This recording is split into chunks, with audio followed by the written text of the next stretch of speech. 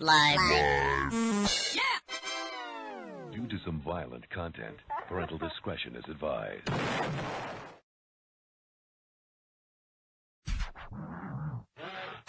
Well, I don't know what this thing is. I think it's a strip show, dance show. We're there, dude. Welcome to DeaconLive. DeaconLive. Live. Welcome back, guys. On this week's show, times are tough now, so tough that we have no more staples. Also, what it really means to snap, or what it takes to make a snap, and why are you such a pussy? And all aboard the sex plane, all this and much, much more will be discussed here on Deacon Live. How are you? How are things? Over my far right hand side is IT Dan. Yes, great to be here. We are broadcasting from the COVIDSapien.com studios. We broadcast just outside of Charlotte, North Carolina, beautiful little town we like to call Marshville. Now, Dan, I have been having some sleep problems. Now, you just bought a purple mattress. How's that? Is it still going for you? Still working for you? It's really good. The one thing I found, I sleep so soundly, I'll sleep for about 5 or 6 hours, and then I wake up. And I think I've got because I'm sleeping so soundly, I don't need that much sleep. So instead of 8 hours of shitty on and off sleep, you're getting 5 hours of nice sound sleep, and then you're like, okay, I'm ready for the day. You know, I'm up and maybe you should go to bed later. Are you doing anything different? You know, I'm drinking a glass of wine before I go to bed. Half a glass? No, a glass. And what kind of wine do you use? Oh, the real expensive, the stuff from Aldi's. Winking Owl. Waking owl or wicking owl? Winking owl. Oh, like winking, like one eye wink. Yes. Gotcha. Well, Dan, for the last couple nights, I've had some problems with, I have this weird fear. I don't know where it started. It's been happening for the last, I think, couple months now, that as I go to sleep, I think I'm going to die. And I jumpstart you ever had those sleep wakes? Yeah, I have sleep had jumps? those. Now, the main thing behind that, the reason why your body jumps is your brain thinks your body's dead. And what it does is it sends this electrical charge through your body, and then all of a sudden you do this like crazy jump. Or like in school, you know, your arm will flare up or something like that. But right here on my neck, I get this almost like right here where my esophagus would be. I get this little sharp pain, and my whole entire neck right here goes like this. Yeah, my uncle died from that. No, he did. Did he really? No. Oh, God. So I'm like, well, what causes this? And so I looked it up, and what is this word right here? This is a big old long fancy word. This is Cricopharyngeal spasms. It's spasms, I guess they mispronounce it. It occurs when the semifinal muscle located in the front of the throat contracts too much. Though this condition is usually considered harmless, it can still cause uncomfortable symptoms such as feeling like someone's sticking you in the throat. And that's what it feels like. It feels like someone took a pen and shot me right here, and it wakes me up. And I'm like, and then of course when you wake up, what happens? You panic, your heart's racing a million miles a minute. And then you can't get back to sleep. And you feel like you're dying. So I've been dealing with this, and if you guys out there, if you ever dealt with this, hit us up. Go over to ProfitRadio.com, click on Be Heard, leave a little message, and it comes right here to the studio, and we'll play it on the very next show. It's a good thing you don't need your throat for your line of work or anything. Well, I don't know if you know this or not, Dan. I don't share this with too many people, but I've contracted, or I don't know if contracted is the right word, developed Bell's palsy. Do you know what Bell's palsy is? I've heard of it, but I'm not familiar with it. So cerebral palsy is the muscles and the way your body aches and all that stuff. Bell's palsy, there's a nerve that runs from back behind your ear, right up underneath your cheekbone into like the top of your mouth, okay? And that nerve makes you smile, or makes you, it helps your muscles. I think it was in 2003, I woke up and it looked like I had a stroke. My whole entire face slides off. Now, for the most part, I've recovered about 85% of motion. So if you look at me, like even watching me right now talk, you can see that this side of my mouth doesn't open all the way than my left side. And what another thing that happens is this eye doesn't blink. I sound like a freaking mutant. Yeah. This eye doesn't blink as much as the other eye. So what happens is this eye tears a lot. So I'm constantly, this eye, I'm always wiping it. So I don't know if anyone out there it's nothing deadly. It's a viral disease. It's not contagious. I don't have to move back a few feet. Well, they were talking about during the COVID, the beginning of the COVID, that some of the vaccines were giving people Bell's palsy. Now, I'm not vaccinated. Dan's vaccinated. But this is something that I work with. I do work with it on a daily basis to make sure that I don't favor that side of my face. Are there exercises you can do to strengthen a muscle or something? Yeah, there is. I mean, you sit here and rub your cheeks and stuff. And it took me a good 2 weeks. Cheeks on your face? Yeah. Okay. Not my butt cheeks.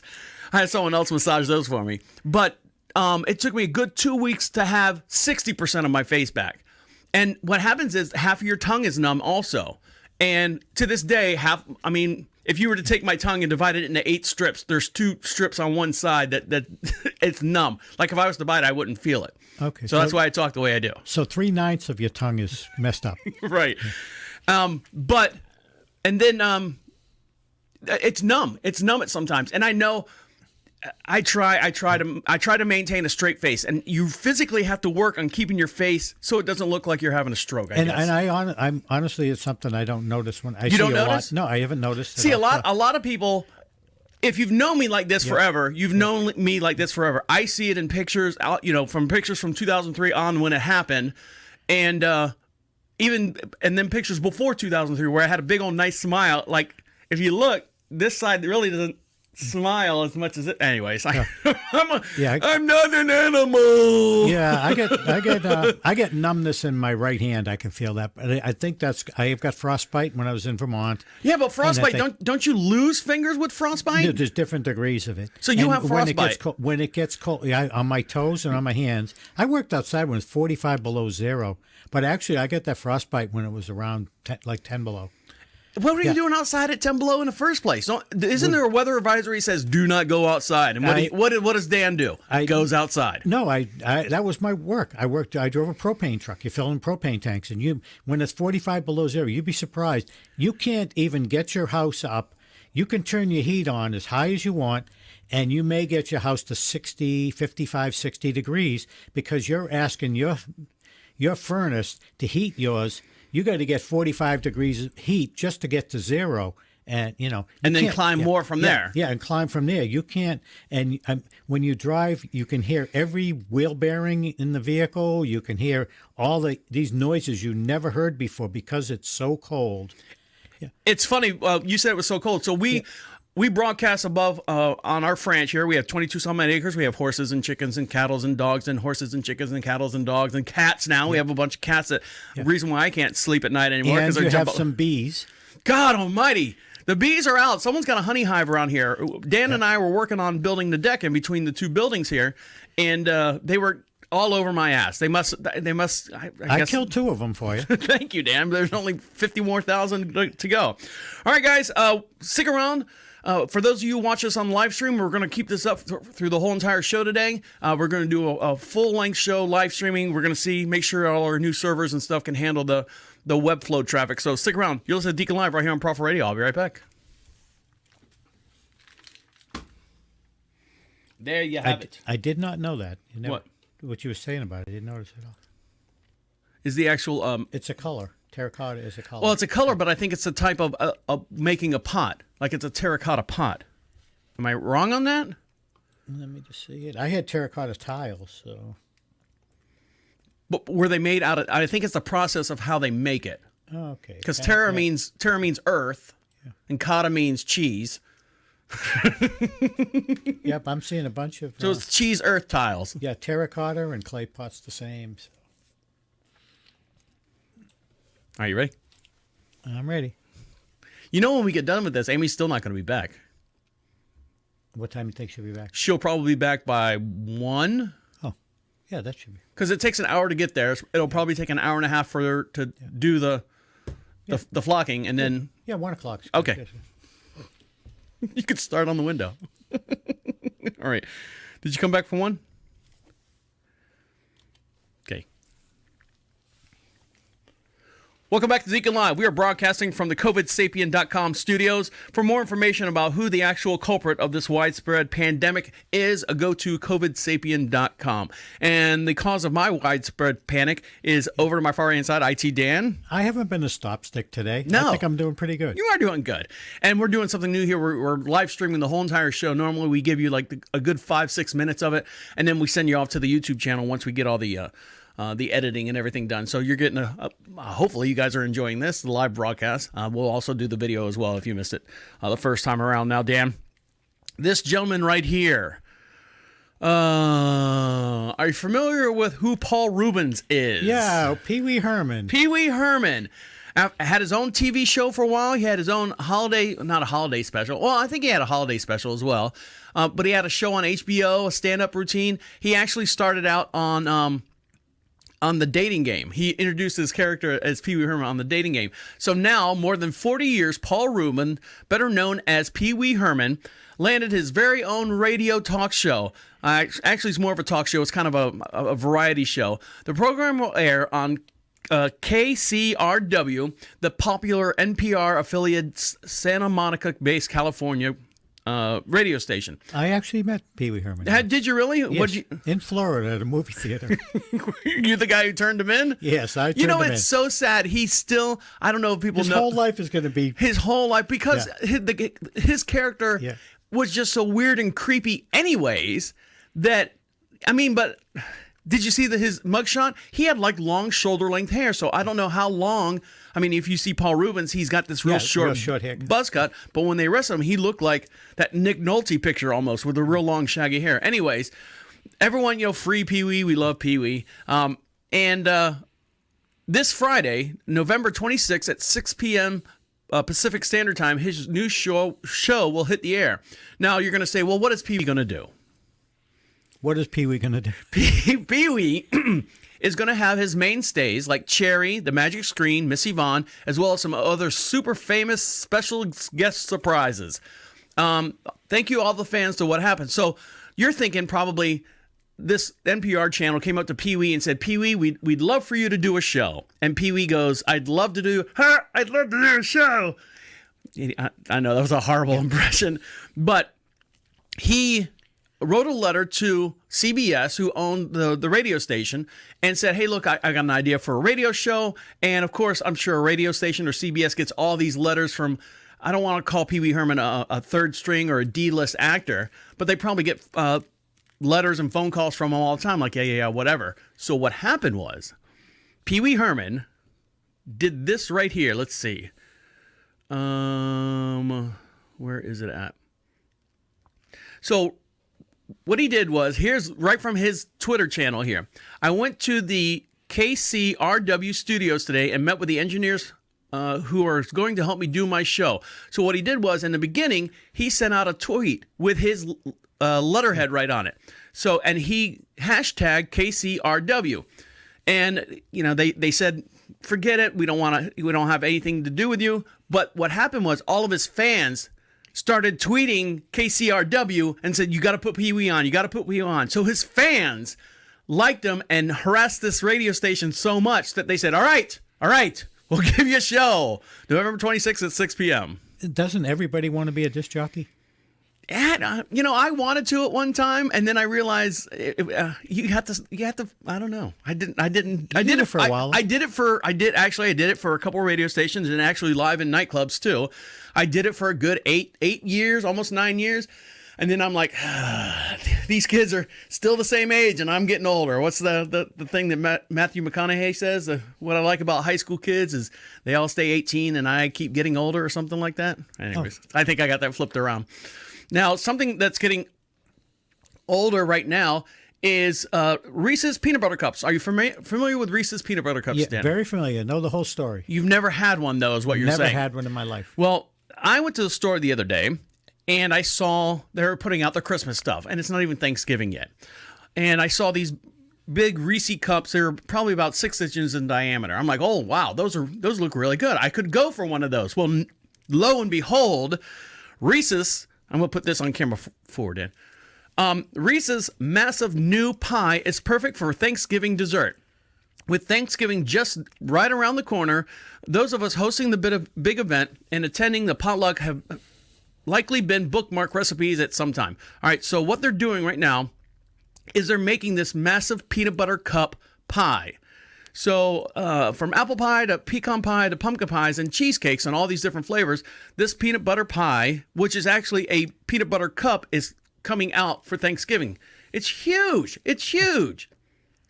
So let's see, right here, Dan. Yeah, if you love chocolate and you love peanut butter, you'll likely enjoy the Reese's Peanut Butter Cup or several in your day. This classic candy can be found in a variety of sizes that vary around the year, from the tinfoiled miniatures handed out trick-or-treaters to a massive half-pound holiday version that's perfect for sharing at gatherings. And this year, Reese's is releasing its largest peanut cup ever, a pie-sized shape containing 48 services. Jesus! With a whopping 9-inch diameter and a hefty 3¼ pounds of chocolate and peanut butter. Go ahead. Yeah, that's a sweet tooth right there. But, they said that we talked about the pumpkin ones, when they came out with the pumpkin Reese's, because of the chocolate and peanut butter ratio was higher. I've never had anything pumpkin flavored that has tasted good ever. No, but I'm saying Reese's came out with the pumpkin shape, I should say. I didn't mean the flavor. But this is so big. I mean, if you're looking at it here, well, that's not it. This right here, it's so big, I don't think the chocolate to peanut butter ratio is going to be the same. I'm hoping that they can maintain, because the inside's not wet, but it's not creamy. It's kind of like a brittle, I don't know how to explain it, but anyone who knows what a Reese's peanut butter cup center looks like, that's what the whole pie's made of. So they're coming out with that, so that should be interesting. Now, have you ever been hiking, Dan? You like to go hiking? Yeah. I like to take long walks in the woods and bring a shovel with me, too. Why do you bring a shovel? In case the girl starts acting up. And so a lot of times you go hiking to get out and enjoy the fresh air. Oh, get out and smell Mother Nature. And I've gone hiking in Hawaii. Well, this is where this next story takes place. It could be good environment. This can't be good for the environment. The Hawaiian News now reports a stream in, what's that word right there? Waiaupo. On the island of Ua. Am I saying that right? Yeah, Ua. Ua. Is contaminated with alcohol from a storm drain that appears to be spilled by a nearby warehouse. Now, when I say alcohol, I mean actual booze. The kind you drink. Yes. Okay. And the warehouse is owned by a company called Paradise Beverages, which this is the biggest distributor of alcohol in the state. Well, I would imagine you can't have too many alcohol people fighting on those little small islands. So what happens is, a hiker who took some photos of the stream of the incident in the area said it smelled like beer. It smelled like you ever walked into a bar that's been closed down for a little bit and it's that stank old beer smell. I've walked by people that have that old beer smell. I have too. And my mom always says, oh, you smell like a brewery type thing. Well, these lakes and streams and stuff around the area are getting coated with that beer flavor. Now, they realized that they tested the water and found out that 1.2% of the water was alcohol. And it can also contain sugar, about 0.04. So you're like, well, what can it do? Beer, I know, is good for grass and leaves and foliage and vegetation. What it's not good for is the little frog. So you're going to have little drunk frogs out there everywhere. The fish, they can sense danger in the water. They won't swim in those areas. I'm a little skeptical of this. What's that? I think you should fly me to Hawaii so I can check it out. First class, right? Yeah. Sure, why not? Now, with times they are changing, Dan. Just the way of life in general, as far as I always say it's the Anderson rule, where everything technologically changes every 18 months. So what you buy now in 18 months' time, they'll have something that's tenfold better than what it is now. I mean, there's very few things from my childhood that are the same. Everything is changing. So right now, this is a sad, sad story. Do you know who the LA Lakers are? Yeah, basketball team. And what arena do they play at? The Staples Center. Now, Staples... It's where the LA Kings play there, too. The Kings? LA Kings. Oh. So Staples is a place where you buy all your office products and all your notary stuff and all, not notary stuff, but pads and paper and pencil and help me out here, Dan. The Staples is where you go to on the days that Amazon's closed. So that's where I was leading to. Staples, I'm surprised they lasted this long, and the price tag to have that name up on the LA center there. And Staples bought out Office Depot. So I mean it's. Did they buy out Office Depot? Because I thought. Yeah, because they're closing down the Office Depots near us. I thought they bought out Office Max.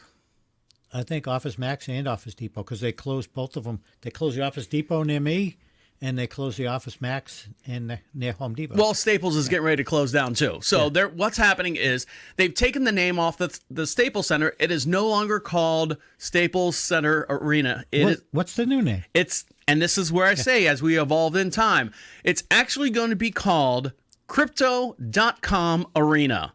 So you see what I'm saying is this whole cryptocurrency that everyone says, the Dogecoin, the Bitcoin, the Ethereum, the Litherium, the Bentherium, all these other different coins and stuff, the Ishudibu dog or something like that. Cryptocurrency is now being more, I guess, accepted. And so the guy who owns Crypto.com has now placed his name on top of the arena formerly known as the Staples Arena. And that's a Japanese company, right? Isn't it? I don't know, Dan. Look it up. Yeah. Find out what's going on with who owns Crypto.com. See if they're publicly traded and what's the value on it. While he does that, we're going to take a quick little break and come back. And guess what? What makes that snapping sound that you do? That snapping sound? Well, they've got a high-speed camera right now that shows exactly the process of making that sound. Stick around. You're listening to Deacon Live right here on Prophet Radio. I'll be right back. Strangers in the night. Go to 9. It's all right. I got it. I had you doing a couple things over there. All right. I'll be right back. You had me multitasking. It's 12 o'clock.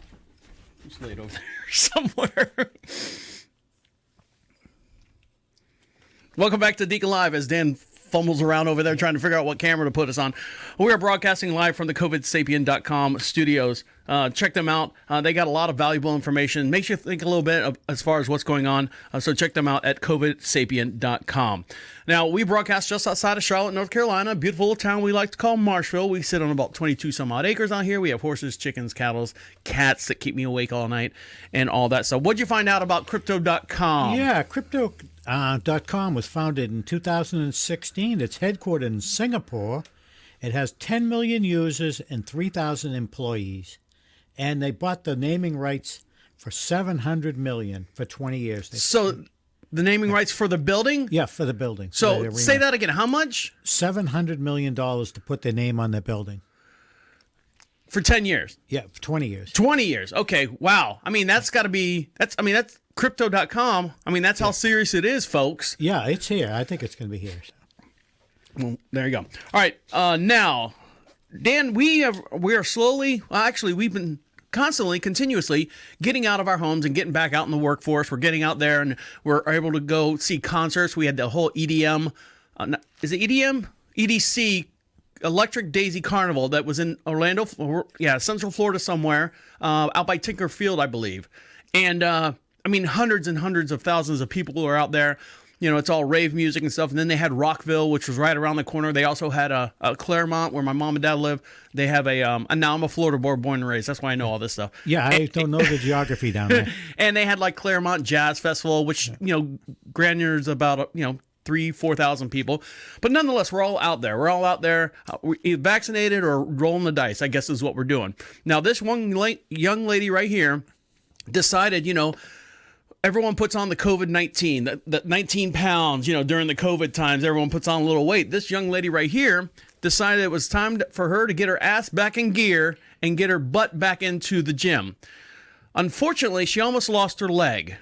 And right here, after a spin class, Kaylin Franco's legs became swollen and she could barely walk. She developed potential deadly condition and needed IVs and leg surgery to survive. What is this word right here? Yeah, rhabdo. Rhabdo might be on the rise in the pandemic with people jumping back into fitness too intensely. I told you fitness is not good for you. All right, take it away right here, Dan. Oh, okay. Kaylin Franco wanted to keep cycling when the weather turned cool this fall, so she signed up for an indoor spin class at a new gym. It was her first. The 23-year-old from Marlborough, Mass., which is where my brother-in-law Eric lived. Oh, is it? Builder, yes. Maybe they know each other. Yeah. Well, she thought she was pushing herself appropriately, but when she got off the bike, her knees buckled. The next day, her legs were swollen and tense. Franco chalked it up to muscle gains, no gain, no pain. Right. And soon she couldn't walk without grabbing countertops, and her urine turned brown. Oh, yeah. Gross. So right here, Franco went to the hospital where she learned she developed rhabdomyolysium. Did I say that right? No, rhabdomyosis. That's what I said. Isn't that what I said? Exactly, A yeah. rare condition caused where the muscle tissue breaks down so rapidly and releases protein called myoglobin. Myoglobin. Yeah. Looks like goblin to me. Into the bloodstream. When the kidneys can't filter it fast enough, it turns into the person's urine into Coke colored and can lead to organ failure. And Does it taste like Coke? I don't know, Dan, but it could almost lead to death. Right there. Yeah, Franco also developed compute compartment syndrome in her right leg, a condition which building pressure in the legs dangerously limits blood flow. Oh, so you can turn your leg blue and get it amputated. Yeah, that's what I'm saying. She almost lost her leg. Yeah, so doctors were getting concerned. They had brought in a bunch of specialists to monitor. To treat her, they gave her IV fluids to flush out the proteins and later cut open her leg to relieve the building pressure. She had not done the surgery in time. She very well could have had her leg amputated or died. So, I mean, be careful out there. All you, what are those CrossFit people are going out there running around and throwing car tires across, Yeah, moderation. You got to use moderation. They always say, always moderation. Now,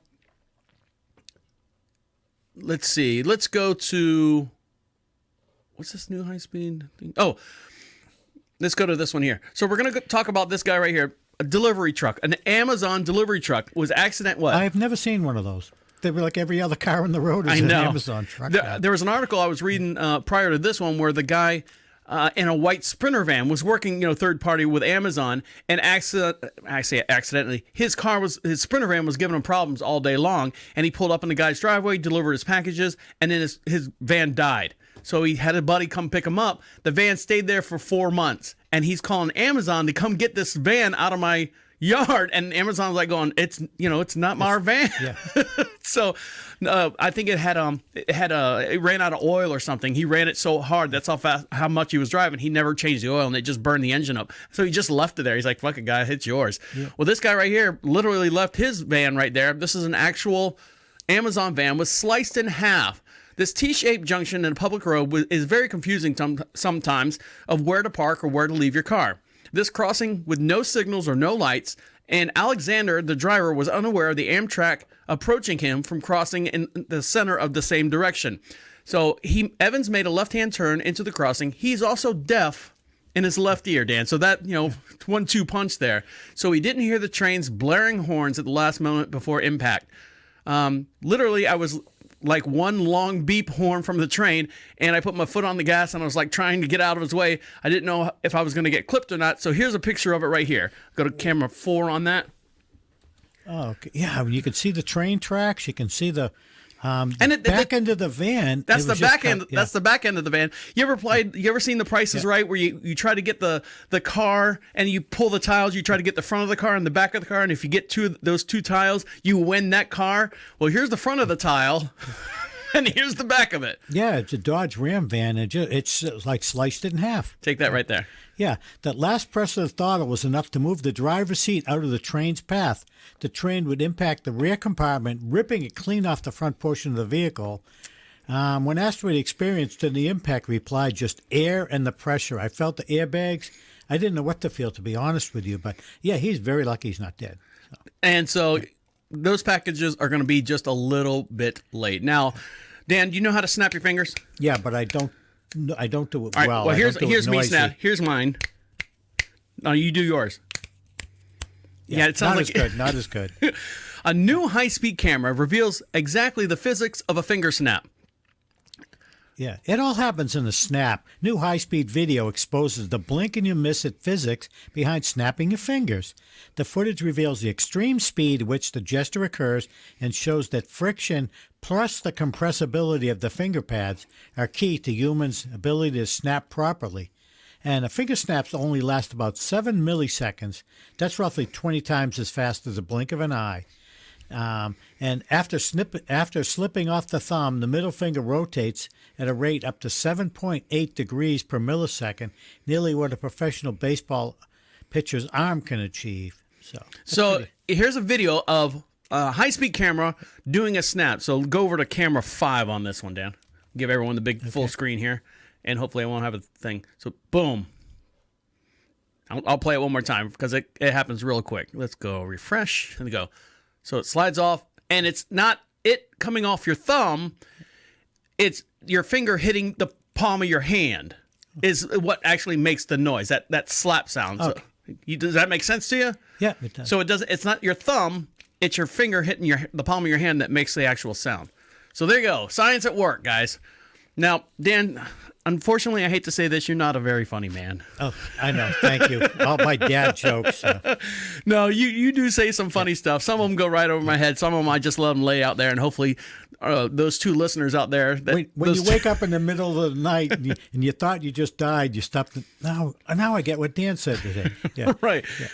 So right now, studies have shown that there are more than just terrible posts, but the era of 69, the joke of 69, is officially not funny anymore. I know what you're thinking about. What about when it's part of someone's home address or their age, a historical figure when they die, or also answer to a math question? Sorry, it is over with. The demise of the 69 is partially thanks to the guys like Elon Musk, a man who caters to the lowest common meme and memeanator to paper over the fact that his what's this right here? Yeah. Oh shit! Goddamn articles. Yeah. He's an asinine ideas tech guy at best, and someone deserves the nickname Apartheid Clyde at worst. He's precisely the kind of person that 69 belongs to, the gleaming figurehead of a legion of crypto fanboys and Gen Xers whose dating app range happened to dip down into the early 20s. So. Now, as far as math-wise, what is the square root of 69? I don't know. 8 something. Oh, Jesus. Like I said, folks. Hey, that's the truth. That's the math. All right, when we come back, guess what? You ready to join the Mile High Club? Not me and you. You ready to join the Mile High Club, Dan? Now's your chance to. Stick around. You're listening to Deacon Live right here on Prophet Radio. I'll be right back. My fingers, usually for any reason. I worked with this guy at Pepsi. What are you doing? Did you drop something? Oh, you're making more noise is what you're doing. Thanks for waiting until we're off the air. I'm doing this for the live feed. Yeah. Give them something to talk about. Let's give them something to talk about. Let's go to that one. I worked with a guy at Pepsi, and he did something weird. He'd rub his fingers the way his fingerprints were. He'd rub his fingers, and it sounded like a bug fluttering by your ear. He would go, brrr, brrr, brrr, and he'd come up behind you, and he'd scare you. But the way his fingerprints were, I mean, it was loud. You could hear it from here. He would go, brrr, brrr, brrr. I'm like, God, get away from me, Kevin. Fucking jerk. I didn't like him. That was the paper company? No, PepsiCo. I worked for PepsiCo for when I was like 20 or something like that. Six plane? They're never going to make it anyway. Well, they were PepsiCo, and then they got sold to a company, or they sold off the food end of Pepsi, turning it into I think it was called Ameriserve, and then I think some other like McLean's or something bought them from there. They're the ones who distribute to like Taco Bell, KFC, Pizza, and all those, because they were all Pepsi owned. When are we going to do Up to Speed? Oh, let's do it right now. Sorry, Dan. I was so concentrating on the show. Let me pull these articles real quick, and I'll do Up to Speed. Thank you for reminding me, or I would have kept going. It's all about me, Dan. Yeah. It's all about me. Here we go. Welcome back to Deacon Live. We are broadcasting live from the COVIDSapien.com studios. Check them out. Go to COVIDSapien.com. Don't blame Trump, Biden, Democrats, or Republican. Blame the actual people who invented and created this whole entire pandemic that we're living in. Go to COVIDSapien.com. Now, before we continue, it is now time for Up to Speed with Technology with IT Dan. Yeah. Have you ever tried to run any Android apps on your computer, on a PC? Running a virtual Android device on your PC does technically work, but it's more of a Band-Aid than a solution. It's not really a great experience, and it puts a lot of stress on your computer's performance. But Android apps in Windows 11 are not running on one of the emulators like the old ways. Windows 11 uses Intel Bridge technology. That means you can run Windows apps, run natively in Windows 11, and they don't have to have anything different with the developers. So if you have an app that you'd like to use on your phone and you use it a lot, you can use it on your PC now. You could play games through Windows or different 11. apps. Windows 11, you could play. We can play a bunch of apps. Hold on, because I think I'm looking at my screen here. I think I've got apps on here already from. Do I have an app store somewhere? Right here. Yeah, they have the Microsoft Store, but these apps you'd get from the Amazon App Store. Oh, okay. Yeah, they're Amazon App Store. Gotcha. But you can, and some people just, even if you have something that's just used technology-wise, doesn't have to be a game. But aren't apps designed to be on phones because you're technically supposed to use them as your being mobile at the same time? Yeah, they are. There's a lot of them that require your fingerprint and pictures and stuff. Yeah, I can understand like Netflix. Netflix on your PC, Netflix app on your phone. I can understand stuff that you're physically watching, like television type apps. But I have a calculator app that I use a lot. I have an alarm clock app that works great. Why do you have a calculator app when your phone comes with a calculator? Because the one I have is much better, and I think math a certain way. And sometimes, if I do math, I'm doing 2 + 7 = 9. And some of the calculators, they don't do the same order of math I do. So that's why I do it. And it also keeps a running tally. You can scroll back and see. Oh, okay. All right. It's not a big deal, but it's. And I have an alarm clock app that works really great.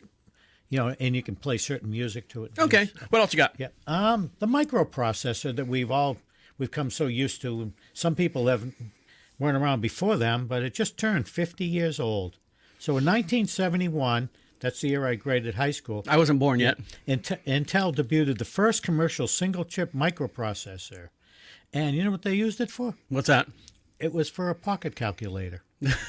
What, a Texas Instrument or something like that? Yeah, and it was right about the same time. But BusyCom 141 PF calculator.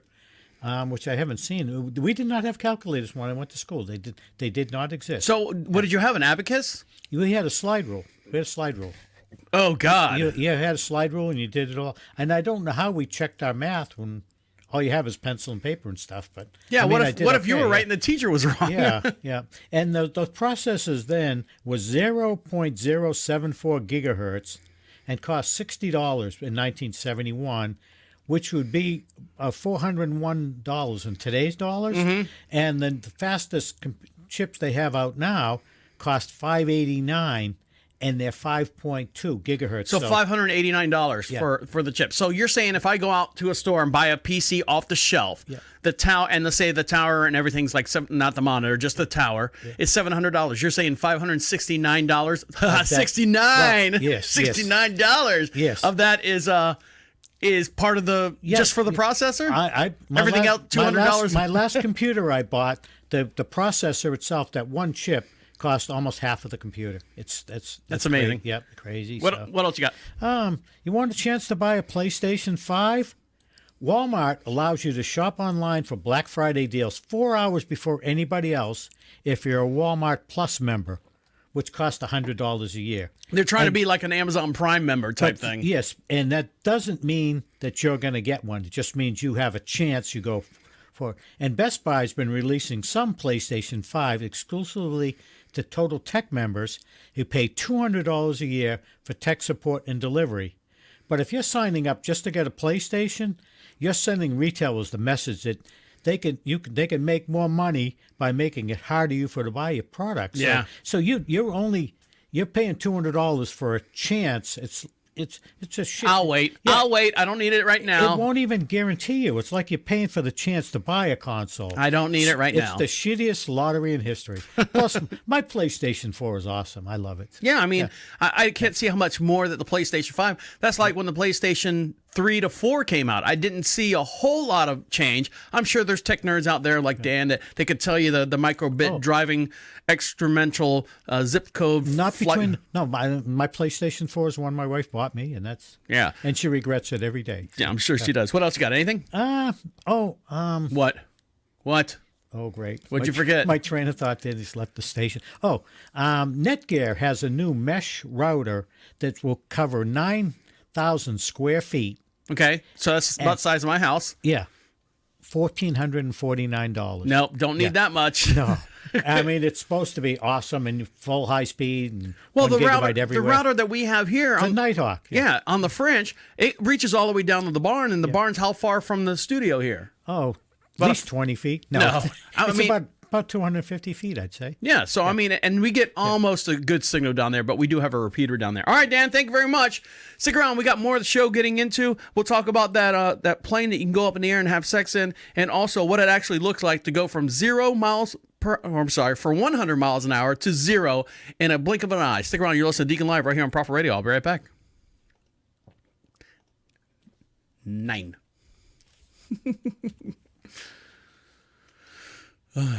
Good job, Dan. Dollar General. And then I put that cord in, and now I'm going to change the oil on tomorrow. That's fascinating, Dan. I'm going to keep that in the podcast. And then I got another quart of oil. And guess what? There was only a little bit of oil in that quart of oil. And then we had that's NPR stuff. And then I opened up the dipstick, and I put the dipstick back into the engine. And the oil, and I'm sorry, Dan, I'm just messing with you. I know. You ready? I could have blown the car up.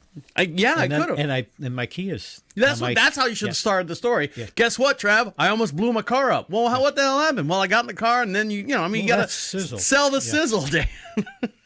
Well, do you want to do that when we start? No, we can do whatever you want. Yeah, let's try it and see what happens. You ready? Camera 1.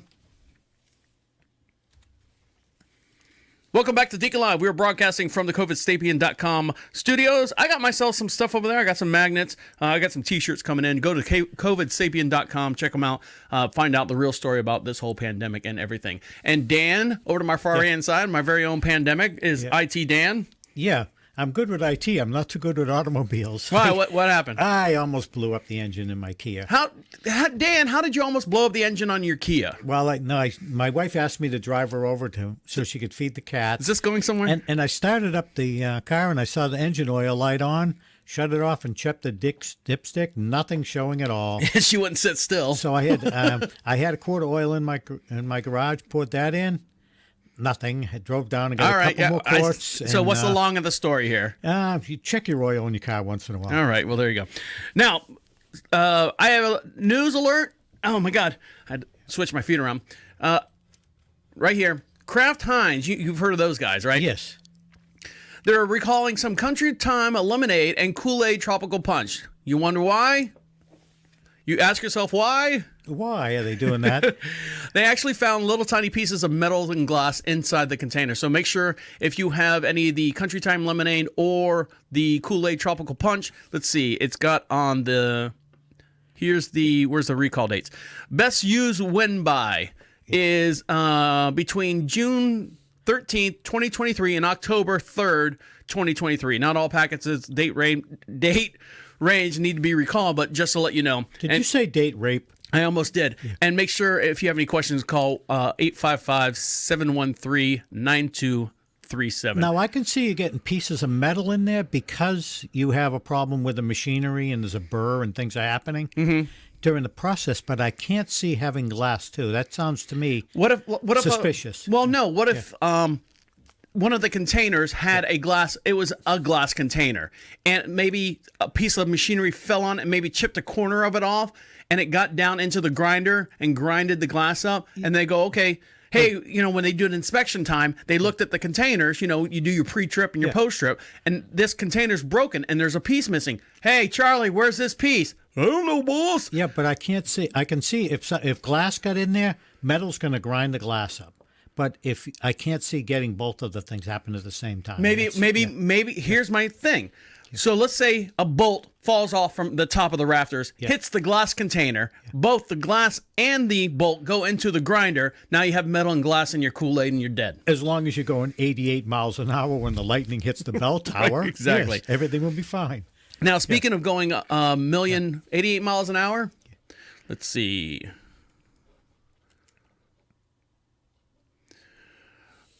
So this is what it looks like to crash into a stationary car going 108 miles an hour. Now, Dan, you were talking about the one football player who was just recently the third. Yeah, that he was going 146 miles an hour before that crash when he killed that woman. Jesus, and she was almost at a dead. I hate to use it. Yeah. Sorry, didn't mean to use dead standstill, but I mean, she passed away, and his attorneys were actually blaming the fire department that the woman died. The woman and her dog that was in the car died because they didn't get there quick enough. So I guess they're saying that if the car didn't burst into flames, that she would have survived. Just, excuse me, with some kind of, abnormalities or immortalities or whatever. Lawyers are just the nicest people. They will find out everything. But right here, if you watch this video, read this right here, Dan. Yeah, during the 2021 running of the Petit Le Mans at Road Atlanta, a multi-car crash less than halfway into the 10-hour race wiped out some of the race's most promising competitors and spurred a lengthy cleanup. Thankfully, no one was seriously hurt, but it did give us a frankly terrifying look at what it's like to go careening into a stationary car at over 100 miles an hour. So here we go. Here the video's playing on a loop here, and you can see this video in real time as we're talking about here live on the air. Go to profitradio.com, click on DeaconLive, and make sure you like us on Twitch, YouTube. He's texting. Is he texting? No, he's not texting. Okay. That's his steering wheel. It's showing the position of his steering wheel. But look, he is at 100. You can see the miles per hour, and then all of a sudden 180 something, and then he hits the car. Bam! Drops right down in half. I mean, but those guys are strapped in there. I memean, they're strapped in there pretty good. They have roll cage. Well, yeah, they did something right if he walked away from it. So this guy right here, speaking of speeding, it's just a typical day over in Australia. A speed camera captures a man on the hood of a Ford Ute traveling 73 miles an hour while drinking a beer, Dan. One Australian man tossed car safety right out the window when he was caught on the hood of his car going 73 miles per hour on a Ford Ute. UTE, I guess is the name. Like Cousin Vinny. The bunch of Utes came here. Yeah, Utes, that's what it is. Yeah. Police in Australia asked the public to help identify the vehicle and the man attached to it. So let's see if Australia News has an update. Let's, maybe they got a video.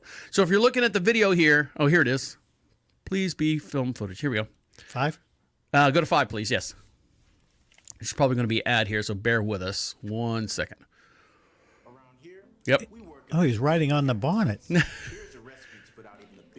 So there's Firehouse Subs, by the way. They were bought out by Burger King, so I'm sure the guys who own that place are happy. $9 billion they bought Firehouse Subs. Well, anyways, once this commercial ends. You do you.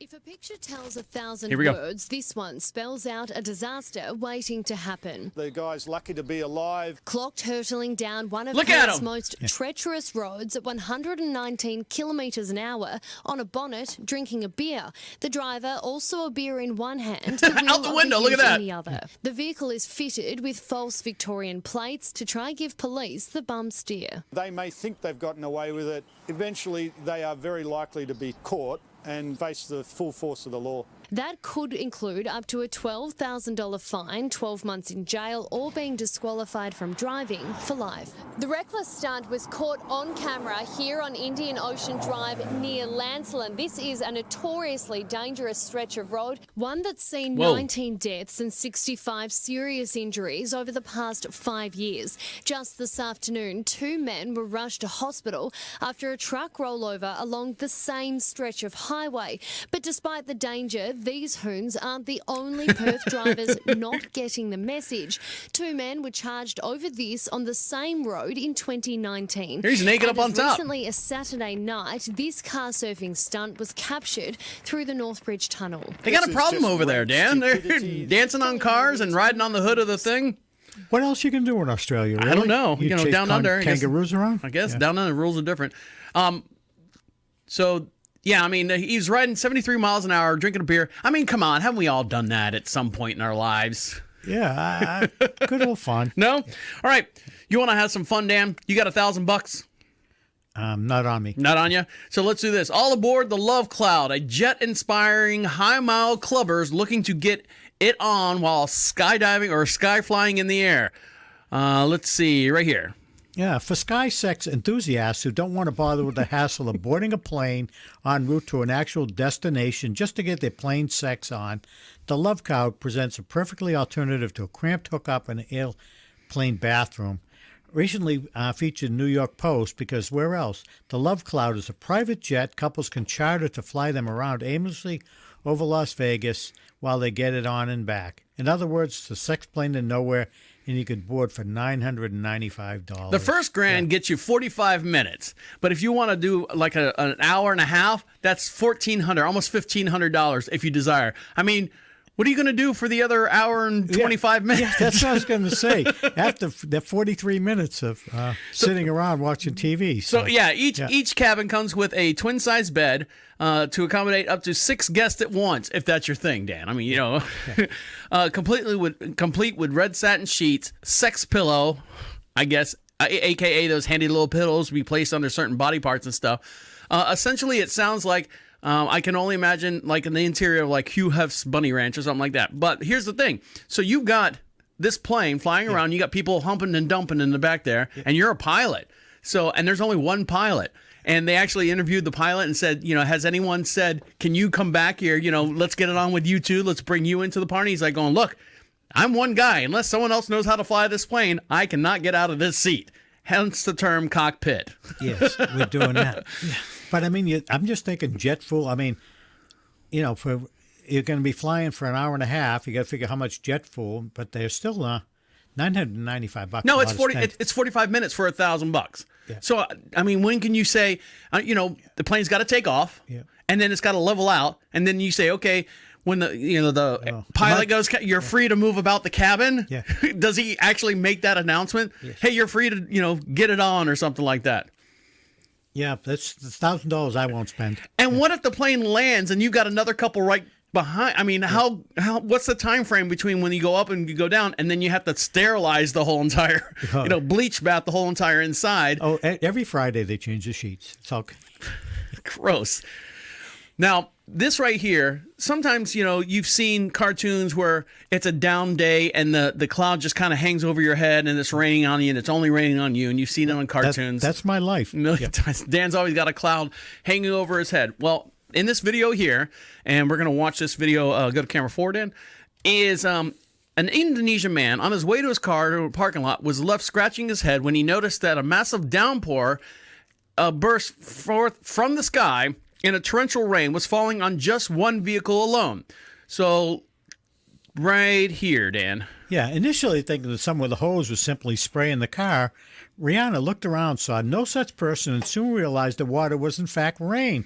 Perhaps thinking he was witnessing some supernatural incident, as one is prone to do, he pulled out his cell phone and filmed the bizarre sight. Unsurprisingly, the footage of this monstrous moment at the hotel parking lot, it went viral. All right, so let's see what happens here. And you got us on 4?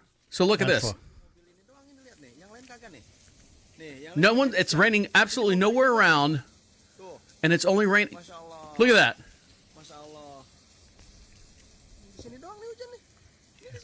You see that, man? Yeah. It's only raining on that car. Didn't 40 seconds there, 50 seconds? Here's the rain. You see that shit, man? Yeah. Of course, he's got to stick his head in there, too. Yeah. Look at my car, man.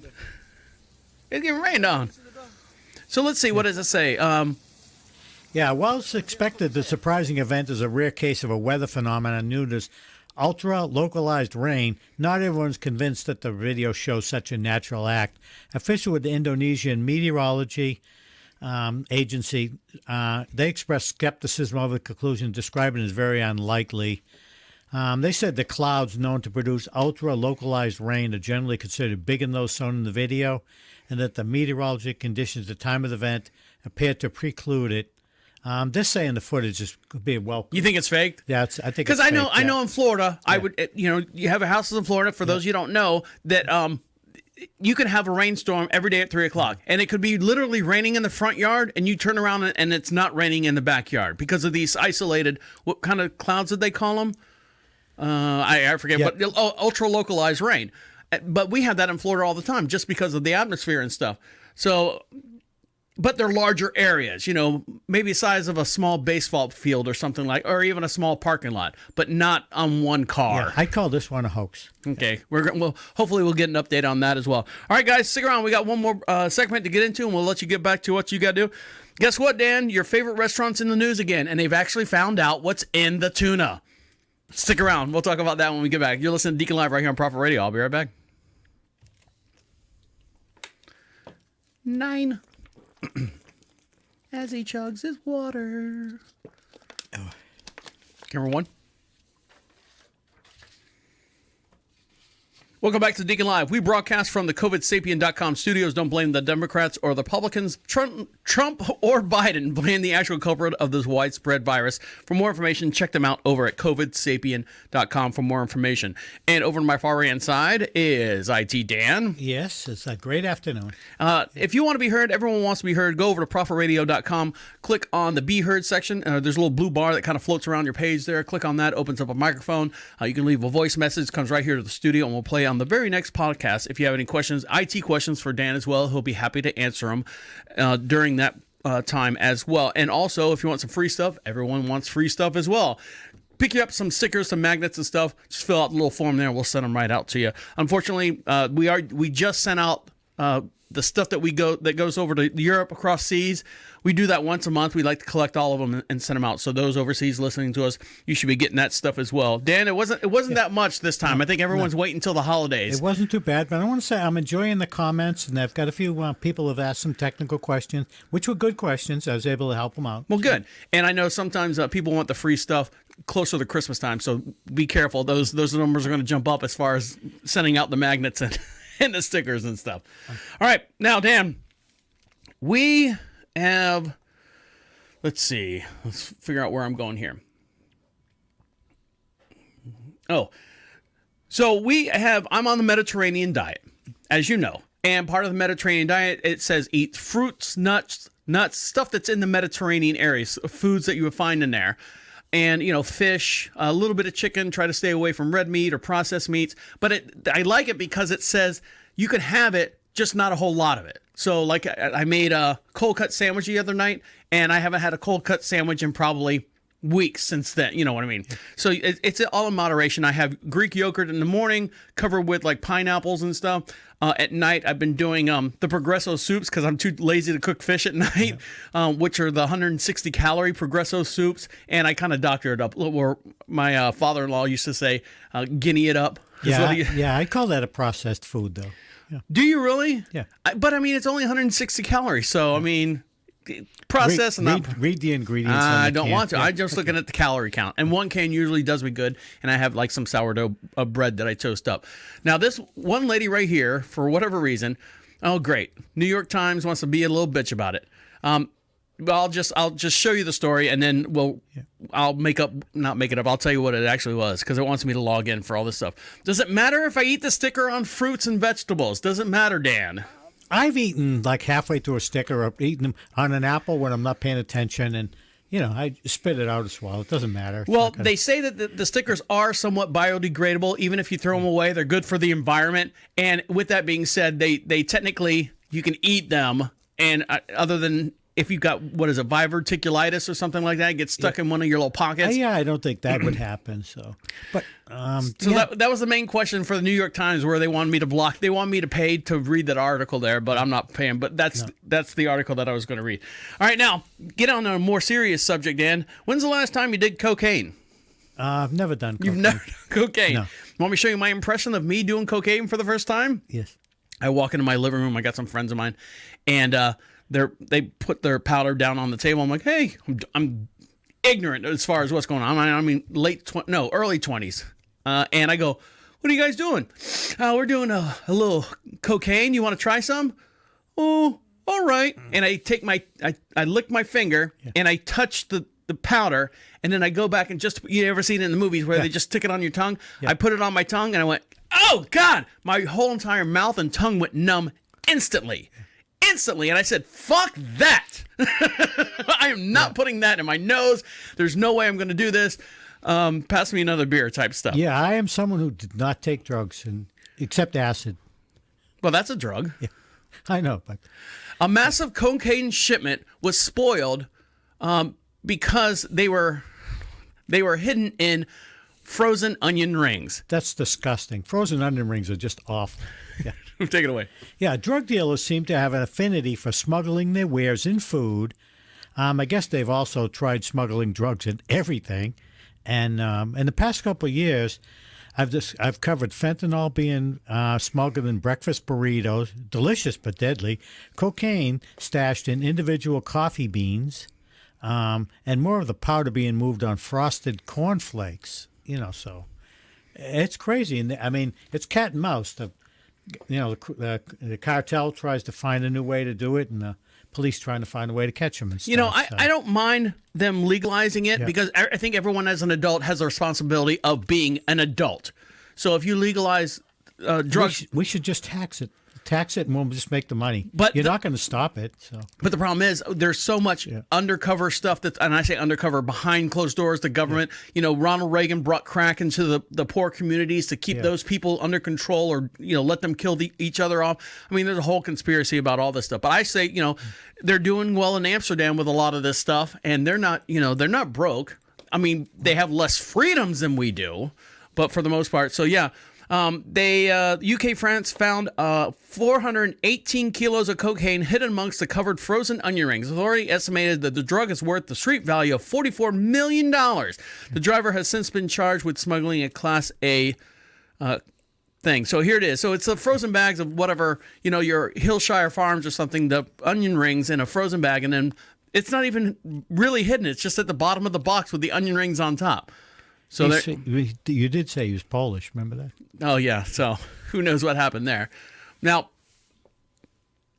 McDonald's has an order that came in, and this video is going viral. Someone spent $7,000 at McDonald's. I didn't think you could spend that $7,000 at McDonald's. Well, I can see if you smoked a lot of dope and you got the munchies, that would do it. 7,000. Well, I mean, their burgers. You can get some of the burgers are $6-7 now. Yeah. Well, that's the meat crisis and stuff. A McDonald's employee in Perry, Georgia, has gone viral after sharing a video of what $7,000 to-go order looks like. So we'll play the video here in just one sec. No lie, girl. Yo girl's tired last week, she quotes. In the video, Curtis, Britannia E. Curtis, whatever name, fucking weird names, showing a look of aspiration, reveals the Perry McDonald's receiving an order of 1,600 chicken McNugget sandwiches, 1,600 double cheeseburgers, 3,200 cookies, and it needed to be ready within 4 hours. The video shows dozens and dozens of boxes of the food items, and she's like, well, what happened? So let's watch the video here. Oops, let me hit play. Put me on 4, Dan. You're on 4. So here we go. Here's the video. I don't want to see that. No, thank you. We've seen that too much already. Not enough. I know. So here's the video. Let's see if there's sound. 1,600 McTickets, 1,600 McDoubles, and 3,200 cookies in 4 hours. So here it is. Look at them. They're all in just boxes. No bags, just boxes. You see them all? They use basically their supply boxes to fill them all up. So you're saying to yourself, well, who the hell ordered $7,000 worth of stuff?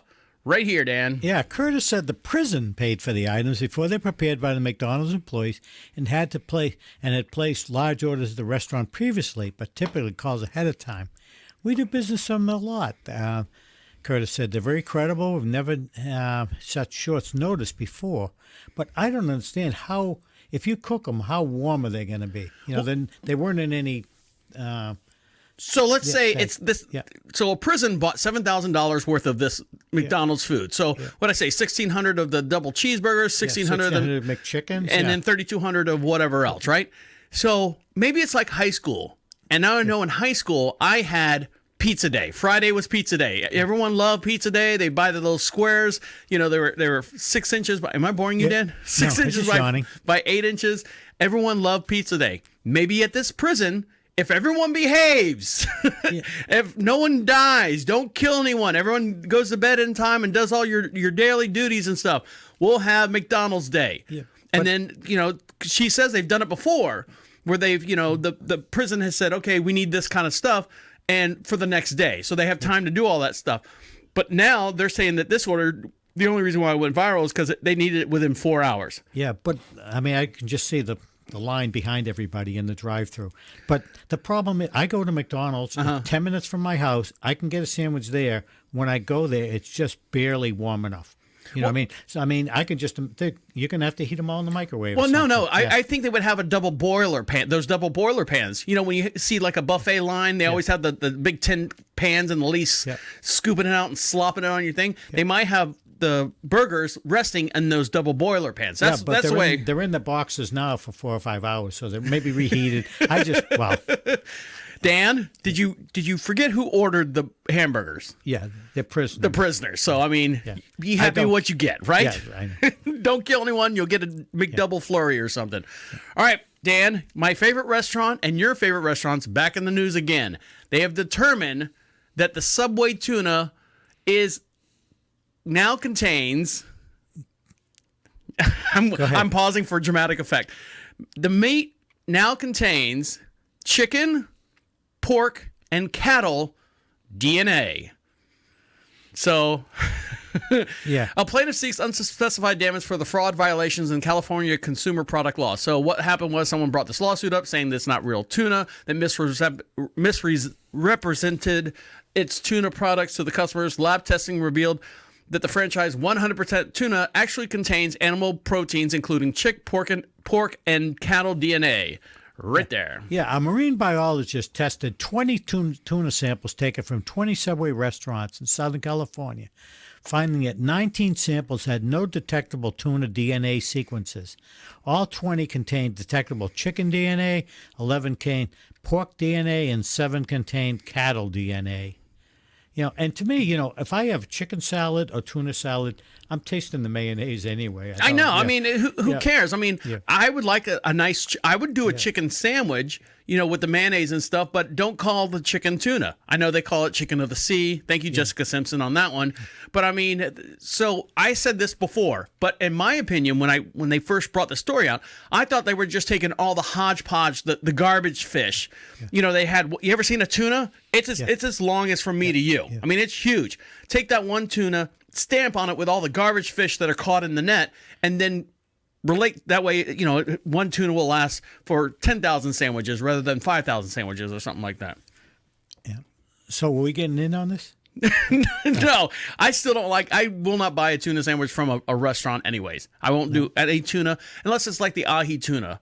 You know, they bring out to you tuna sandwiches because you don't know. There's too much wiggle room for, you know, and it can bad diseases. It's so easy to make it at home. Yeah, I mean, Kathy puts a little relish in there. I can't do the relish though. I can't. I just don't like. For some reason, I like pickles on my sandwich, but relish is that bread and butter sweet pickle relish. I don't know. I'm sorry. All right, guys. On that note, we are going to let you guys get back to what you got to do. Let me go figure out all the cameras here so Dan can see himself. Make sure you follow us on all your social networks. And the way you do that is go to Prophet Radio, PROPHET Radio. Click on social contacts.